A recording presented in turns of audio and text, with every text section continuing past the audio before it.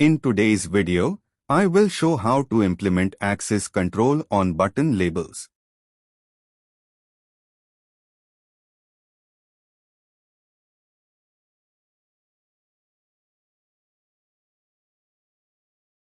Here, I added some options with the menu name: can create, can view, can modify, and can remove. So, I will implement these options within the page. For that, I need to create a function. For this, I need to create a function. This function will take user number and page number as input and return whether the user has create permission for that page.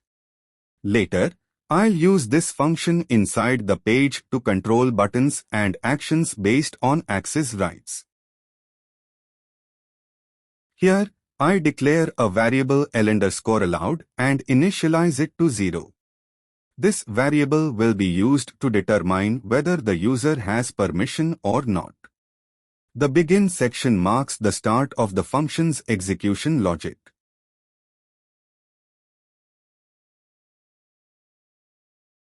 Here, I am checking whether a user has create permission for a specific page. The query joins menu, role, and user role mapping tables, then takes the maximum can_create value. If any assigned role allows creation, the function returns 1, otherwise 0. This result is later used to control buttons and actions on the page.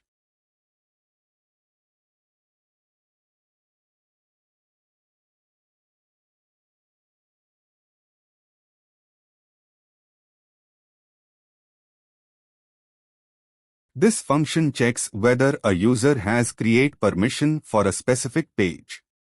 It looks at the user's assigned roles, matches them with the menu and page, and verifies that everything is active. If permission exists, it returns 1, otherwise, it returns 0.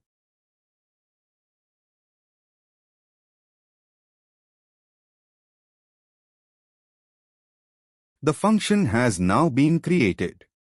Now we will see how to implement it. The customer type menu has can create set to yes, so now I will go to the customer type page.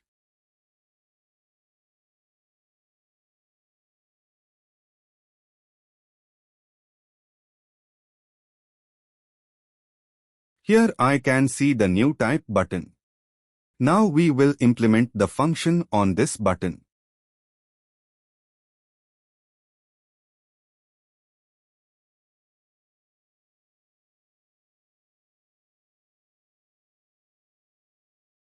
First, I will go to server-side condition, then select expression. Here, I will enter the function name. Inside the function, I will pass the global user name and the page number.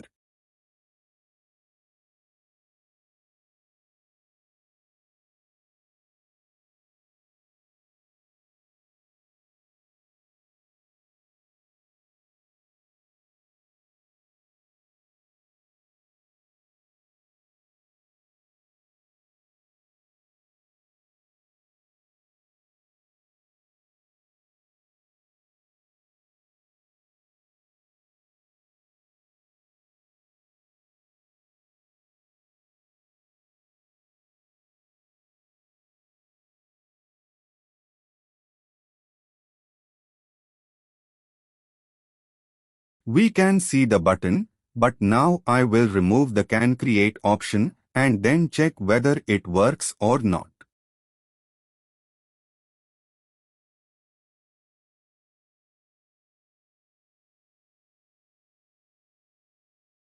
Here I can see the option set to yes, so I will change it to no. We can see that the button has been hidden.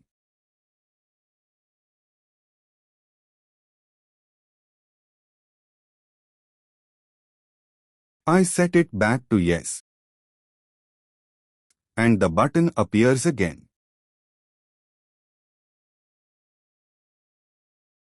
Now I will implement it in the form.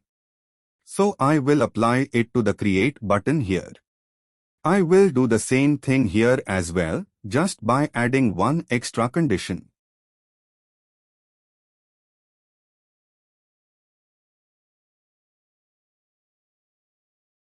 Here you can see there is already a condition. If the customer type is null, then it will work.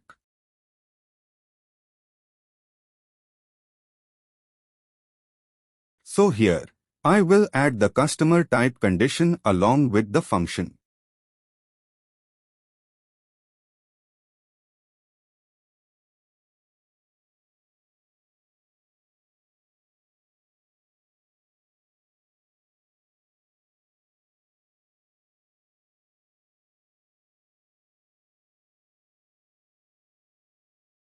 Now we will implement it for the delete button. So, for the delete button, a separate function will be needed. Here, I will change the function name and replace can_create with can_remove.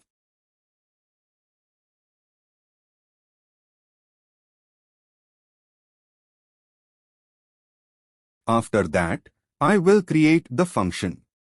Then, in the same way, I will implement the function on the delete button.